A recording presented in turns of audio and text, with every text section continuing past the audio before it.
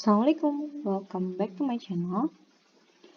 Kali ini kita mau bahas materi tentang trigonometri, yaitu aturan sinus dan kosinus.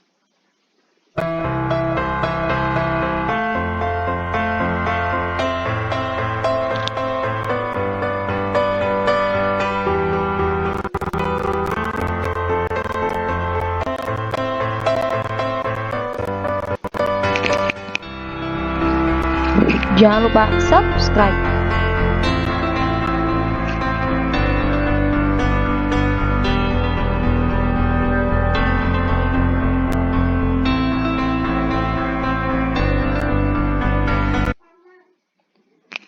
Oke, sebelumnya Ibu akan bahas terlebih dahulu kenapa kita harus pakai teori ini, yaitu aturan sinus dan kosinus dalam segitiga. Nah, biasanya kalau di trigonometri sebelumnya kita pasti berhubungannya tentang segitiga apa? Siku-siku, ya kan? Segitiga siku-siku biasanya. Awal trigonometri kan juga kita bahasnya itu tentang segitiga siku-siku. Jadi salah satu sudutnya itu membentuk siku-siku. Kemudian sudut yang lain kita bisa tentukan nilai dari trigonometrinya. Mana itu depannya, mana itu sampingnya, mana itu miringnya, kan gitu ya. Nah, sekarang apakah ada trigonometri untuk segitiga yang bukan siku-siku? Tentu saja ada. Makanya di sini ada aturan sinus, kosinus, dan nanti akan ada teori tentang luas segitiga untuk segitiga yang sembarang. Nah, segitiga sembarang ini jadi semua aturan sinus dan kosinus ini berlaku untuk setiap jenis segitiga, maupun segitiga siku-siku ataupun bukan segitiga siku-siku gitu ya. Jadi mau segitiga sama sisi, sama kaki, atau segitiga sembarang sekalipun itu pasti aturannya berlaku gitu. Nah, di sini misalkan kita punya suatu segitiga sembarang ABC ya. Kemudian ini sudut A-nya ini adalah sudut alfa, sudut B-nya adalah sudut beta, sudut C-nya adalah sudut gamma. Kemudian sisi di depan sudut A ini adalah A kecil, sisi di depan sudut C ini adalah C kecil, sisi di depan sudut B itu adalah B kecil. Oke. Nah, seperti itu ya. Itu adalah unsur-unsur dari segitiga sembarang yang mungkin nanti akan kita pelajari di materi kali ini. Oke. Nah, kita mulai dari yang pertama yaitu aturan sinus. Oke, di sini Ibu punya ada berapa segitiga yang kamu lihat? Ada berapa? Coba. Ada segitiga ABC, ABE ya kan? AEC. Gitu ya. Nah, nanti segitiga-segitiga itu nanti akan kita gunakan. Ada lagi satu segitiga lagi ya, yaitu CDB. Oke, betul sekali. Nah, dan mereka ini semua adalah segitiganya itu segitiga siku-siku. Jadi awalnya ini tuh segitiga ABC ini sudutnya masing-masing tidak ada yang siku-siku. Tapi ada garis tinggi ini ya, garis tinggi yang kita peroleh dari sini, atau kalau misalnya kita tarik alasnya BC, ini ada garis tingginya sehingga mereka membentuk beberapa segitiga siku-siku yang baru. Gitu. Oke, yang pertama, perhatikan segitiga ACD atau CDA atau ADC. Tapi biasanya kita pakainya itu berurutan ya, alfabetnya jadi ACD. Perhatikan segitiga ACD atau ADC. Nah, kita lihat nih. Kalau misalnya segitiga ADC ini siku-sikunya kan di D. Sehingga depannya kalau misalnya kita perhatikan sinnya sin alpha yang ini ya, depannya adalah sisi CD. Sampingnya adalah sisi AD dan miringnya sisi AC. Sehingga kalau misalnya kita mau menentukan sin, itu kan demi depan per miring. Depannya CD, miringnya AC. Jadi CD per AC. Atau CD per B kecil. Kenapa B kecil? Karena ini ya, B kecil ya. Sisi yang di depan sudut B yang ini. Oke, jadi CD per B. Sehingga kalau dari sini kita bisa tahu nih sin alfa sama dengan CD per B. Jadi kalau mau cari tahu CD sama dengan B dikali sin alfa. Ditulis seperti ini ya. Oke, berikutnya perhatikan segitiga yang ini. Yaitu segitiga BDC. Siku-sikunya di D. Yang kita perhatikan sin B yang ini. Berarti depannya adalah CD, sampingnya BD, dan sisi miringnya BC. Berarti kalau misalnya sinus B adalah depan per miring, CD per BC. Oke, ini ya. CD-nya tetap, BC-nya ini apa? Ini adalah A kecil. Jadi CD per A kecil. Kita lihat nih, sin beta sama dengan CD per A. Jadi kalau mau cari tahu CD, tinggal A dikali sin beta. Ditulis seperti ini ya. Nah, ini ada CD sama dengan B sin alfa. Yang di sini juga CD sama dengan A sin beta. Sama-sama CD nih. Sehingga kita punya CD sama dengan CD. CD yang sebelah kiri diperoleh dari yang atas, B sin alfa. CD yang sebelah kanan diperoleh dari yang bawah, A kali sin beta. Sehingga kalau misalnya B-nya tetap di sini, sin B-nya yang pindah ke sini. Jadi sin B per sin beta. A-nya tetap di sini, sin alfanya pindah ke sini karena dia perkalian gitu ya. Jadi A per sin alfa.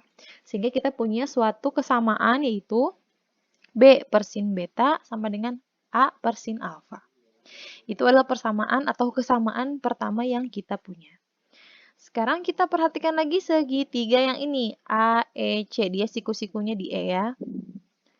Oke, nah sin gamma atau sin ini ya, sudut C, berarti depannya mana? Depannya pastilah AE.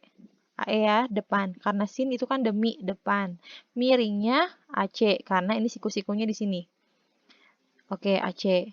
AC ini adalah B kecil, jadi AE per B. Sehingga kalau misalnya kita mau cari tahu AE, tinggal B dikali sin gamma. Itu yang pertama. Kemudian ada lagi segitiga yang lain. Nah, yang ini yaitu segitiga AEB. Siku-sikunya di E. Yang kita cari tahu sin B. Itu sin beta ya. Depannya berarti AE, karena ini siku-sikunya berarti miringnya adalah AB. Sehingga sinusnya AE per AB. Oke. AE-nya tetap, AB-nya adalah C ya. Oke, sehingga kalau kita mau cari tahu AE sama dengan C kali sin beta. Ini AE, berarti yang ini juga sama dengan yang ini ya, sehingga kita punya AE yang kiri ini yang atas, AE yang kanan ini yang bawah. Nah, B-nya tetap, sin betanya pindah lagi, C-nya tetap, sin gamanya pindah, sehingga sin B per sin beta sama dengan C per sin gamma. Ini kesamaan yang kedua. Dari kesamaan yang pertama sama yang kedua, karena B per sin beta kan sama dengan A per sin alfa.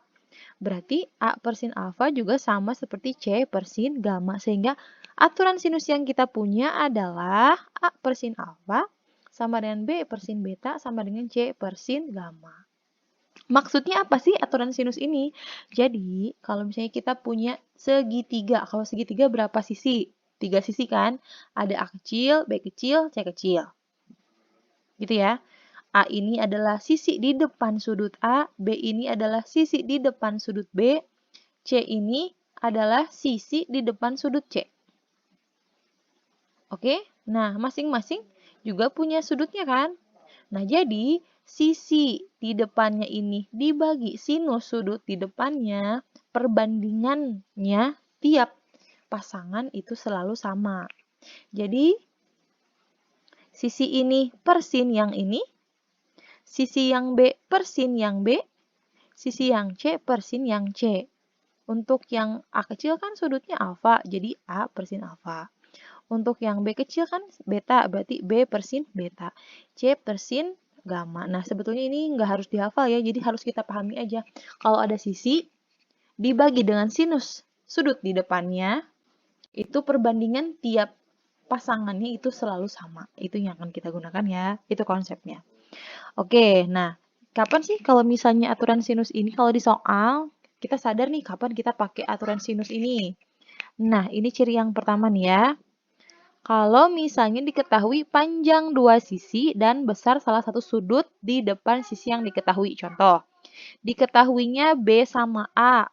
Sudut yang harus diketahui misalkan ya, boleh alfa aja atau boleh beta aja. Biasanya dicari salah satunya. Alfa, apakah sudut alfanya gitu. Pokoknya kalau ada dua sisi diketahui, kalau kita pakai aturan sinus harus diketahui salah satu sudut di depan sisi yang diketahui. Berarti boleh alfa, boleh beta. Itu ya. Nah, terserah nanti yang ditanyainnya tergantung apa. Kemudian kasus yang kedua, besar dua sudut dan panjang salah satu sisi. Nah, kalau besar dua sudut diketahui, terus salah satu sisi aja diketahui. Nah, ya, kalau seperti ini, kalau dua sudut diketahui, kan kita bisa menentukan sudut yang lain kan, besarnya berapa. Gitu. Dari mana? Dari jumlah sudut dalam suatu segitiga itu 180 derajat. Tinggal kita cari aja sisanya berapa. Itu untuk sudut yang ketiga. Gitu. Kalau panjang salah satu sisi terserah mau yang mana. Gitu ya. Jadi kalau misalnya ada dua sudut, satu sisi, yang ditanyakannya pasti sisi yang lain, itu biasanya seperti itu. Jadi itu pakai aturan sinus. Nah, supaya lebih kebayang lagi, kita coba kerjakan soalnya ya. Contoh soal yang pertama. Ini diketahui segitiga ABC. AC 12. 12 satuan ya.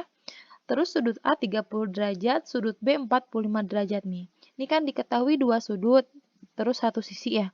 Yang ditanyain sisi BC, sisi BC. Kita sekarang lihat apakah dia pakai aturan sinus? Iya, karena tadi kan dua sudut satu sisi ya. Oke, terus kita cek lagi. Kalau BC ada nggak sudut di depannya? Udah ada. Kalau si AC ada sudut di depannya? Oh, udah ada. Berarti kalau seperti itu tinggal kita pakai perbandingan kesamaannya aja. Oke, ya. Nah, ini kan kesamaannya ada 3 nih. Nah, si ketiga ini nggak akan kita gunakan semua. Yang kita gunakan yang diketahui saja dan yang akan ditanyakan. Jadi, BC per sin A, karena A ini adalah sudut di depan BC ya. BC per sin A berarti yang ini. Sisi yang lain, AC per sin B. AC per sin B berarti hanya dua ini yang akan kita gunakan. Oke, nah seperti itu. Terus kita substitusi. BC-nya diketahui belum? BC-nya mau kita tanyakan. Sin A-nya 30 derajat, berarti tinggal kita ganti dengan sin 30 derajat. AC-nya akan diketahui 12 ya. B-nya 45 derajat, jadi kita ganti dengan sin 45 derajat. Sin 30 derajat, ini kamu harus sudah hafal ya.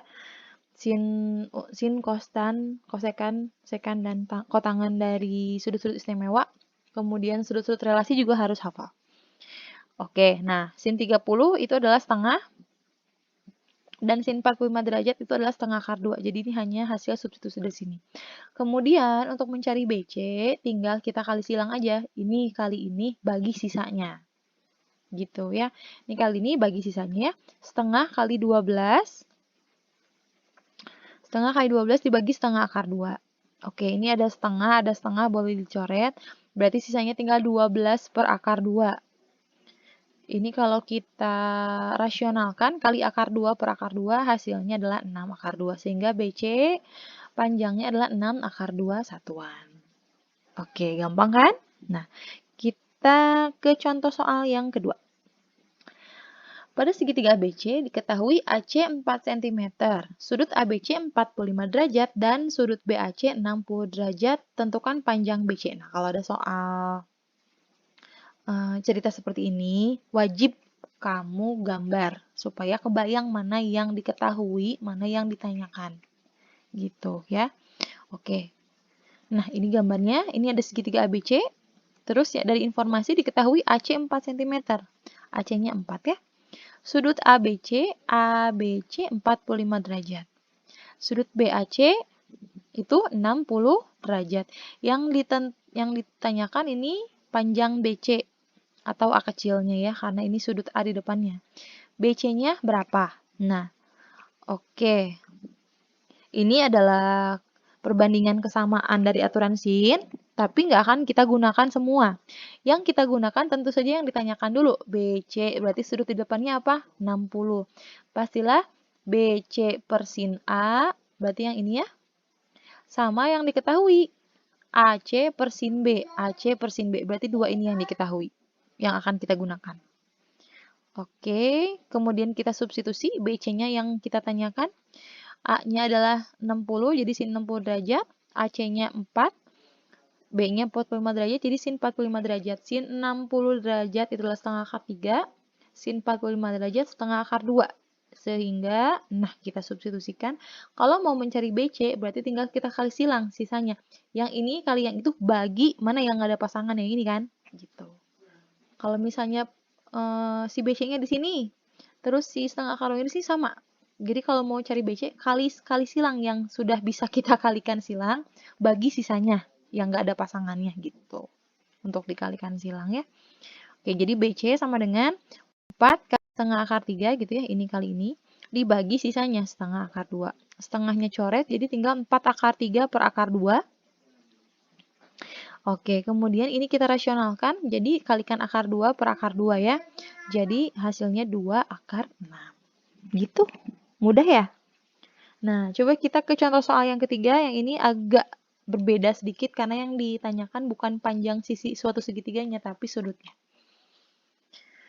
Oke, pada segitiga ABC diketahui AC 1 cm, BC akar 2 cm, dan sudut ABC sama dengan 30 derajat. Tentukan besar sudut A. Kita gambar terlebih dahulu. Segitiga ABC. AC sama dengan 1 cm. BC sama dengan akar 2 cm. Dan sudut ABC berarti sudut B ya, 30 derajat. Tentukan besar sudut A. Nah, coba kita... Ini adalah kesamaan dari perbandingan aturan sinus. Kemudian yang akan kita gunakan seperti biasa. Yang ditanyakan apa? Sudut A. Berarti sisi di depannya apa? Ini ya, BC. Pastilah BC per sin A. BC per sin A berarti yang ini. Yang diketahuinya apa? AC per sin B. Karena yang di depannya. AC per sin B yang mana? Yang ini. Berarti yang kita gunakan kesamaannya yang ini. Gitu ya. Kita substitusi. AC-nya 1, B-nya 30 derajat, BC-nya akar 2, yang kita tanyakan ini adalah sudut A. Karena sudut A-nya itu terpaut oleh sin, tulis aja sin A. Sin 30 itu adalah setengah ya. Sehingga kalau kita mau cari tahu sin A, tinggal kita kalikan yang bisa disilang. Berarti akar 2 dikali setengah dibagi sisanya dibagi 1. Jadi sin A sama dengan setengah kali akar 2 dibagi 1. Hasilnya setengah akar 2. Nah, sin berapa yang hasilnya setengah akar 2? Nah, ini biasanya kan yang saya tanyakan suka dibolak-balik tuh di sini kita gunakannya. Jadi, sin berapa yang hasilnya setengah akar 2? Hasilnya adalah A-nya sama dengan 45 derajat. Gitu. Gimana? Udah paham kan tentang aturan sinus ini ya? Mudah-mudahan paham banget. Oke? Nanti kita akan lanjutkan ke aturan cos, tapi hari ini sudah dulu. Oke? Terima kasih atas perhatiannya. Assalamualaikum.